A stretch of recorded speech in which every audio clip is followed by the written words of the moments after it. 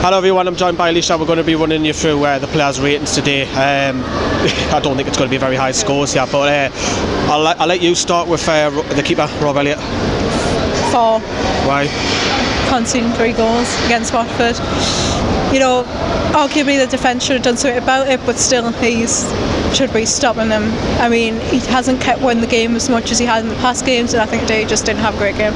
I'm going to move on to the right back. I'm going to give DeAndre Edlin a 2. I'm being really, really harsh, and you can disagree all he's wanting in the comments down there below. You can hit the dislike, but I thought he was absolutely fucking shite. That's the worst I've seen him play ever since he's come to the club. He was getting players running in behind him, through balls. Mind you, he didn't have much help from Matt Ritchie. Matt Ritchie was absolutely bollocks as well. I think he wasn't helping out. So unfortunately, because of teammates and himself, DeAndre Edlin gets a 2. Sorry, it sounds like I'm ranting. Moving across to Florian Lejeune. Well, if you gave Edlin a 2, I'm going to have to give Lejeune a 2 because... Not that bad. Well, every time I saw him when the players were running up, he was about 10 minutes behind. Again, we've seen it again with like Burnley.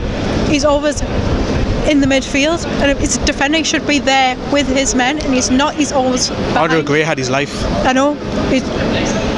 I don't know what we do now because of injuries in defence. Yeah. It's not good enough. I'll move on to Kieran Clark. I'll give Kieran Clark a little bit higher than that. I'll give him a 4. But the one thing I don't like about Kieran Clark is when he had the ball, he kept going long all the time. He didn't have any movement in front of him, and that's because of the midfield being too static. So when Clark had the ball, he was just trying to clip it. It was just a waste. So a 4 for me. Moving on to Javier Manquillo. 3. I'll not be too harsh because everything wasn't his side. It was coming on the other flank, mostly, wasn't it? And the defenders all had a bad day, so I think it'll be fair enough to give it 3. Okay, we'll move to the right midfield. I'll begin with Matt Ritchie. I've already touched upon there. I think Matt Ritchie has to give I'll probably say, no, I'll be nice, I'll say 5 because he did try later on in the second half to try and make things happen. But for me, he's gone off a little bit of the boil recently in the last few games, same as Shelby, and it's affecting him going forward. And he works really hard, but I didn't see much of him. Whether that was a tactic or that was Matt Ritchie, but he didn't help Edlin out at all. Moving across to Mo Diame.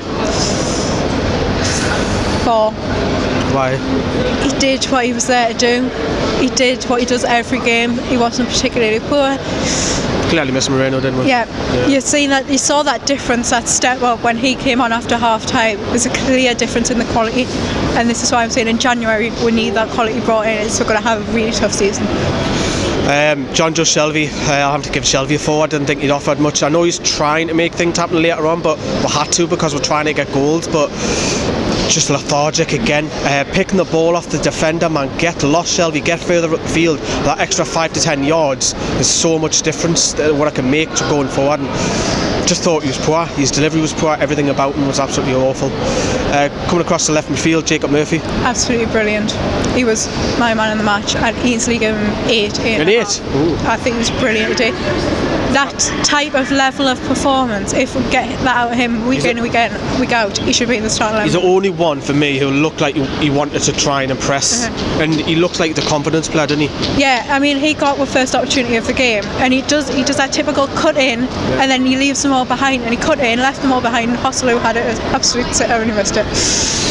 Right, I'll talk about Hosselu then. 3, if I'm being generous. I think, yes, he didn't have a clean he had a couple of half chances, but the one in particular would spring to mind straight away, that second half one where I was in front of him in the Gallagher and he missed it. An absolute sitter coming across his body, and it's a tap in, and yeah, he could go in the first half, but we're lacking in strikers at the club, and it's not just Hosselu. I think I could blame Mitrovic because when Mitrovic came on he wasn't great either, but his man alongside him is Gale. I give him 4. Tried. Still not enough from them. Should be doing better. More movement than what Hosselu. Yeah. He manages to get round the players, and it's like move with him, move with Murphy on that side as well, and like Hosselu just wasn't there, but Gale had that extra kind of, he knew what he was doing. Right, the substitutes I'll do the double.